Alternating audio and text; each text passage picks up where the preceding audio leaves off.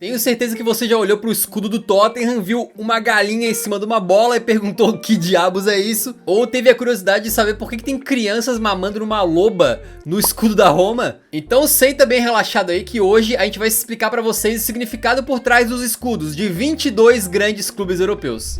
Para começar bem a lista, vamos explicar o significado de um dos escudos mais famosos do planeta, que é o do Real Madrid. Primeiramente, voltemos para o ano de 1920, que foi quando teve a virada de mesa que fez o escudo do Real Madrid ser do jeitinho que a gente conhece hoje. Isso porque o rei Afonso, na época, concedeu o título de Real pro então Madrid Football Club. Então foi aí que o Madrid se tornou Real. E também é por esse motivo que outros clubes têm o Real no nome, né? Como o Real Betis ou a Real Sociedad. E por essa realeza toda, eles acabaram botando então a coroa tão icônica no escudo do Madrid, que só foi se tornar Real Madrid Clube de Futebol um tempo depois, durante a ditadura do Franco na Espanha, e por isso a sigla que tem no escudo do Real Madrid é MCF, certo? E a faixa azul que atravessa o escudo hoje em dia, na verdade, era roxa, e no artigo 18 da ata de fundação do clube, diz lá que tinha essa faixa em homenagem à região de Castilha, que tinha como cor oficial, digamos assim, o roxo.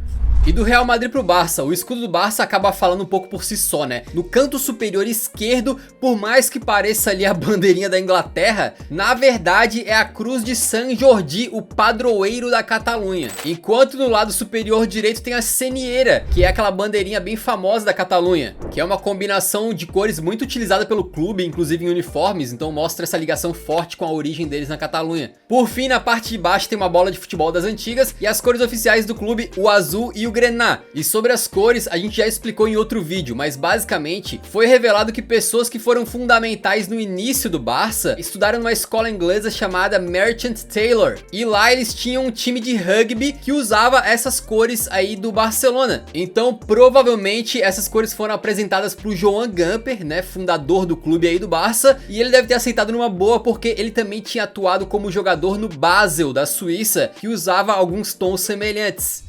E agora, para falar de Atlético de Madrid, a gente tem que explicar a origem dessas listras aí, vermelhas e brancas, que estão sempre não só no uniforme, mas também no escudo do clube. E para explicar isso, a gente tem que voltar muito no tempo e contar a história de como o Atlético de Madrid surgiu. Ele era basicamente uma sucursal do Atlético de Bilbao, na capital espanhola. Só em 1907 que rolou uma certa independência, digamos assim, e naquela época ambos os clubes usavam uniformes iguais, inspirados no Blackburn Rovers da Inglaterra, ou seja, eram camisas metade azul, metade branca, com os calções azuis. E aí diz a lenda que um jogador do Atlético de Bilbao foi para terras inglesas e ele tinha a tarefa de adquirir mais uniformes do Blackburn, para eles poderem atuar lá com as cores corretas, né? Mas chegando na loja, digamos assim, não tinha. E ele conseguiu encontrar, na verdade, uniformes do Southampton. Exatamente, voltou com os uniformes na mala, chegou lá, a diretoria do Bilbao falou, bom, é o que tem, né? Aí parece que o Atlético de Bilbao também cedeu alguns desses uniformes do Southampton para o Atlético de Madrid, e ambos os clubes adotaram a identidade então de usar ali listras vermelhas e brancas, né? Com a diferença de que o Atlético de Madrid manteve aqueles antigos calções azuis. Então tá aí a explicação das cores, né? Mas voltando pro escudo, a gente pode ver que tem um ursinho ali e uma árvore, né? O que é isso? Tanto o urso como essa planta chamada de medronheiro são na verdade símbolos aí da cidade de Madrid. E as 7 estrelas que tem no escudo, pra fechar então, também são referência à comunidade de Madrid. Vocês podem ver que essas 7 estrelas também estão no brasão de armas da comunidade, por exemplo.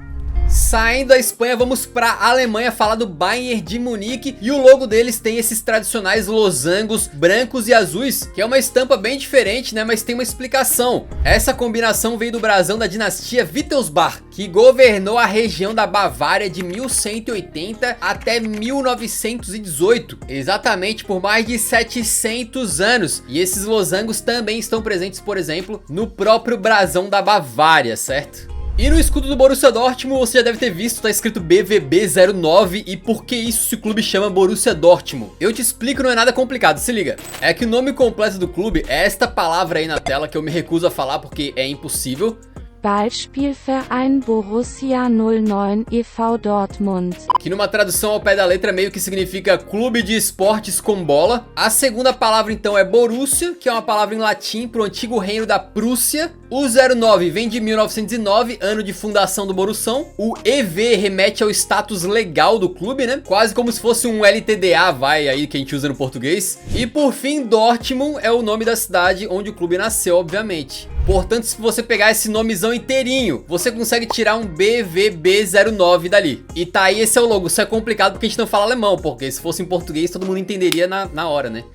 Vamos para o Milan, e tal qual o Barcelona, o Milan também tem uma bandeirinha que parece ali da Inglaterra, né? Mas apesar do Milan ter sido fundado por ingleses, essa bandeira vem de antes. A República de Gênova usava essa cruz vermelha no fundo branco, né? Que também acabou virando símbolo do famoso Carroccio, que era tipo uma carroçona que rolava ali como um ponto de encontro das comunas medievais para lutar, se reunir. Era grande símbolo da comuna de Milão que lutava contra as forças imperiais na época. Desde então essa cruz acabou virando uma espécie de símbolo da cidade de Milão, com a cor vermelha representando ali, digamos, o povão, a classe trabalhadora, e o branco a parte da nobreza. E aí no logo do Milan, logo ao lado, temos as famosas listras pretas e vermelhas, que são aí tradicionais e que veio aí de um dos membros fundadores do clube, exatamente. Para o inglês Herbert Kipling, as cores tinham que ser vermelho porque eles eram o diabo e preto pelo medo que eles causariam nos adversários. Inclusive foi daí que surgiu o apelido Diabolos, que é literalmente diabos em italiano, o que é bem da hora e tal, mas nada vai bater aquele escudo do Milan de 1981. Exatamente, por um tempo eles usaram isso aí, que é uma mistura de Gasparzinho com o capeta.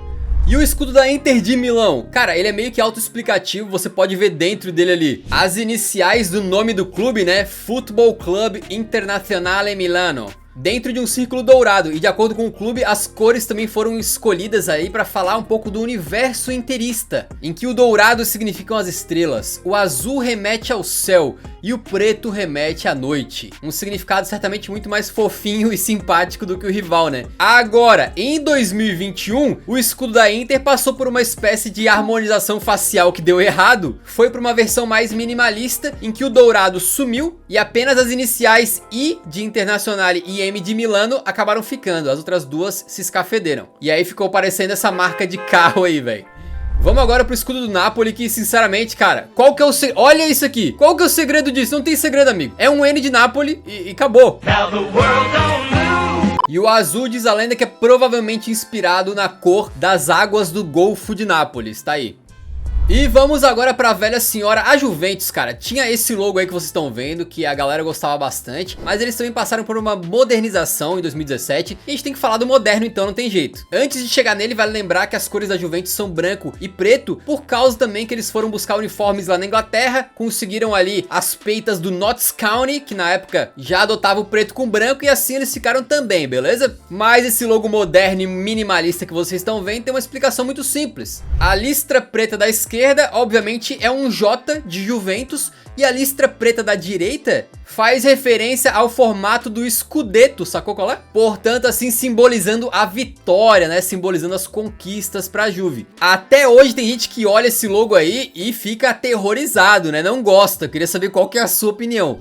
O escudo da Roma é um dos mais interessantes aí dos clubes europeus e começa então pelas cores, já que o vermelho e amarelo vem diretamente do brasão da cidade de Roma, são cores ali muito populares, né? Amadas pelo povo da cidade e tal, mas por que que tem dois bebezinhos mamando numa loba? O significado vem da lenda da Lupa Capitolina, que basicamente conta que dois irmãos foram jogados ao rio, ainda quando bebezinhos, para punir a mãe deles, e eis que o cesto que continha essas duas criancinhas então acabou atolando na margem do rio, foi encontrado por uma loba que cuidou e amamentou ambos, né? E aí depois de crescidos já, conta a lenda que o Rômulo acabou matando o Remo e foi ele o fundador da cidade de Roma. Ou seja, o clube da capital incorporou ali a lenda da criação da cidade também no seu próprio escudo. Agora vamos pro PSG, que também não tem muito mistério, beleza? As cores ali, azul e vermelho, são as cores da bandeira da cidade de Paris e também, obviamente, estão na bandeira da França. E a Torre Eiffel no meio do escudo não precisa nem explicar, é o grande símbolo de Paris e também da França como um todo, né? Talvez a maior curiosidade fique por causa dessa florzinha aí, que é isso, né? É uma flor de lis dourada, que era símbolo da monarquia francesa e também aparece no brasão da comuna francesa Saint-Germain-en-Laye. Eurofoot também é cultura e vamos agora para o logo do Olympique de Marselha, que também não tem muito mistério, né, cara? OM são as iniciais do clube e esse azul mais claro também é uma referência aí à cor da cidade de Marselha. E embaixo tem a frase droit au but, que na minha maravilhosa pronúncia de francês significa algo como direto ao ponto. E foi uma frase adotada por indicação da esposa do fundador do clube. Chegamos na Holanda para falar do Ajax e o próprio nome do clube já explica o seu logo, né? Esse homem barbudinho aí é simplesmente Ajax o Grande, um herói grego que diz a lenda que lutou com habilidade e coragem na Guerra de Troia. Outra coisa legal de saber desse escudo é que essa figura no logo do Ajax é desenhado com 11 linhas, representando o quê? Os 11 jogadores que entram em campo para defender as cores do time. Vamos para Portugal falar do Sporting e no escudo deles obviamente tem um leão que vem aí diretamente do brasão da família dos Condes de Pombeiro. Na época o camarada lá chamado Fernando Castelo Branco autorizou o uso desse leão aí pelo clube, mas desde que o fundo não fosse azul, porque já era utilizado no brasão da família, né? Assim o Sporting teve que escolher uma outra cor e diz a lenda que escolheram verde por mostrar aí a esperança que havia no sucesso do time. Também dá para perceber no logo atual 3 listras brancas que representam aí uma homenagem às famosas camisas que o clube usa atualmente. Vamos pro Porto então, só que para entender esse logo mais moderno é melhor a gente voltar pro passado e explicar esse logo que eles usavam de 1913 a 1922, que é basicamente uma bola de futebol, daquelas antigas, né, dá pra ver até as costuras ali por fora, com as iniciais do clube. Tranquilo, muito simples. Só que em 1922, um camarada chamado Simplício, que atuava no clube, resolveu sugerir que eles incorporassem no escudo então o brasão de armas da cidade do Porto, certo? Como já diz no hino do clube, teu pendão leva o escudo da cidade. E obviamente lá em cima do escudo tem aquele dragão, pelo qual o clube do Porto ficou aí conhecido. E também dá pra perceber que ali que o dragãozinho tem uma faixa escrito Invicta, que foi mais um título que a cidade recebeu na época. É a antiga, muito nobre, sempre leal e invicta cidade do Porto. Ou seja, existe uma ligação fortíssima ali entre o clube e a cidade, né?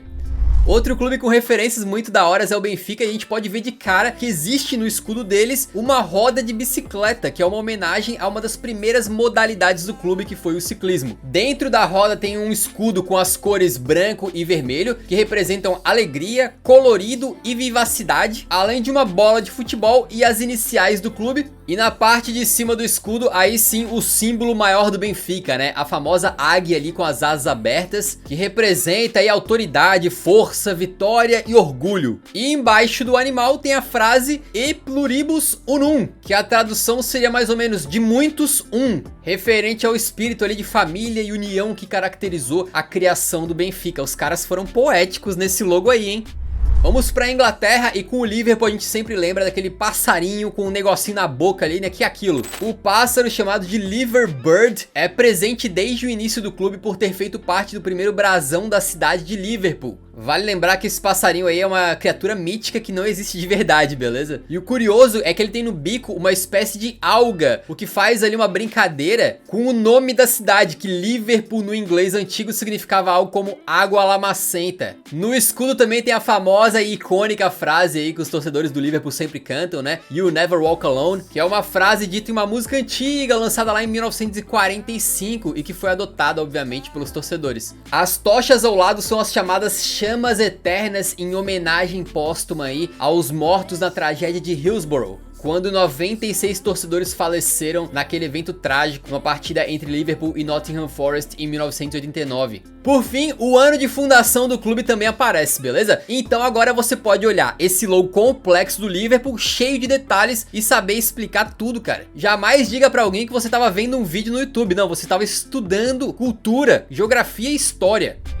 Vamos para Manchester, e todos vocês sabem aí que o apelido de Red Devils, né, Diabos Vermelhos, vem diretamente do escudo do Manchester United. Mas foi apenas em 1973 que esse diabinho foi adicionado ali, inspirado no time de rugby de Salford, uma cidade ali da região de Manchester. Diz a lenda que esse clube aí de rugby foi participar de um torneio na França e teve um desempenho sensacional, por isso os jornalistas franceses passaram a chamar eles de Le Diable Rouge. O lendário treinador Sir Matt Busby, que treinou o United aí de 45 até 71, passou a gostar disso e sugeriu que o clube também incorporasse o apelido e o diabo ali ao escudo, porque intimidava os adversários, né? Outra referência que aparece no logo é um barquinho e tem uma explicação muito simples. É um navio mercante que representa a especialidade comercial e os canais da cidade de Manchester. Além disso, tem duas bolinhas ali que são bolinhas de ping-pong. Você não acreditou nisso, né? Pô, são 2 bolinhas de futebol, é óbvio. Só que são daquelas bolas antigas ainda, né? Quando era feita com couro e tal. Mas são bolas de futebol, sim. Até hoje não vi um clube ter a coragem de tirar essas bolinhas antigas e meter umas Jabulani. Isso que seria modernização, velho. Mas vamos direto para o Manchester City, que também tem um barquinho no seu escudo.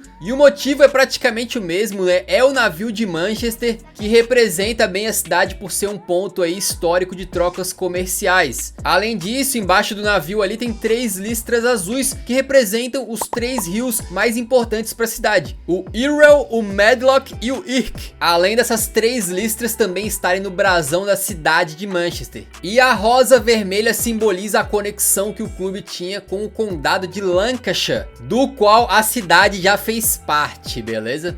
Seguindo no Big Six, vamos começar a falar dos clubes de Londres e por que não começar com o meu totão da massa. O escudo do Tottenham é um galo em cima de uma bola. Não, pô, brincadeira, deixa eu explicar pra vocês rapidão. Pra entender a origem disso tudo, a gente tem que contar a história do Harry, e não é do Kane. O Sir Harry Percy era um nobre inglês muito famoso que costumava ser chamado de Harry Hotspur, porque ele usava as esporas, né, spurs, de galo nas botas pra ficar batendo no cavalo e fazer com que o cavalo galopasse mais rápido durante as batalhas. Levando em conta que a família Percy tinha várias propriedades de terra ali na região de Tottenham, faz bastante sentido que isso aí tenha sido associado ao clube de certa maneira, beleza? Sendo assim, na temporada de 1909-1910 foi encomendada uma estátua de bronze de um galo, que na época custou apenas 35 libras, para vocês terem uma ideia. Essa estátua foi colocada lá no White Hart Lane e o resto, obviamente, é história. Outra teoria é de que esse galo poderia vir aí das rinhas de galo, exatamente. Diz a lenda que o Sir Harry Percy provavelmente gostava disso aí, e nessas brigas os galos levam uma espécie de lâmina ali no pezinho deles, né? Se a teoria certa é uma ou outra, não se sabe ao certo, mas é uma bola de futebol com um galo em cima e é isso, né? Vocês não acham que o Tottenham poderia dar uma modernizada no logo, não? Vou ser sincero, tá? Eu sou torcedor dos Spurs e acho o logo feinho, velho. É um negócio todo esticado assim, né, cara? E ainda dá margem pros canalhas ficarem fazendo essa piada aqui. Pô, tá de sacanagem, né?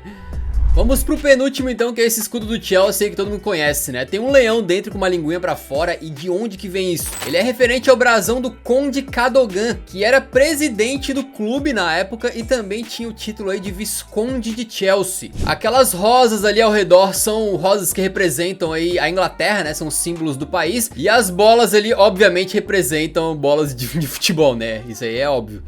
E vamos pro Arsenal então. O símbolo do canhão, que aparece bem grande ali no escudo do clube, existe desde 1886, né? Logo depois da fundação aí do Arsenal. O primeiro emblema tinha 3 canhões apontados para cima, que representavam o distrito de Woolwich, no sudeste de Londres, que era uma região conhecida pela sua ligação militar. Alguns anos depois, em 1925, o Arsenal deu uma reduzida e deixou apenas um canhão apontado na horizontal, o que acabou popularizando aí o apelido de The Gunners. Lembrando que o Arsenal foi fundado por trabalhadores de uma fábrica de armas, beleza? Então faz todo sentido ali, né? Tu vê, um clube de Londres tem um leão, o outro tem um canhão, o outro tem um galo numa bola. Finalmente chegamos ao fim dessa lista e eu queria saber de você aí qual que é o escudo com o significado mais maneiro, né? O que você mais gostou aí? Se você chegou até aqui, por favor, antes de sair, deixa um like no vídeo que ajuda muito na divulgação do nosso trabalho pra mais gente, beleza? Muitíssimo obrigado e nos vemos no próximo então. Um grande abraço.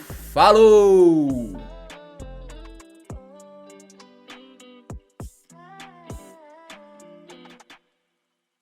Maiores não dá, né? Porque, pô, o cara quer falar, não, o Nottingham Forest é maior que o Tottenham.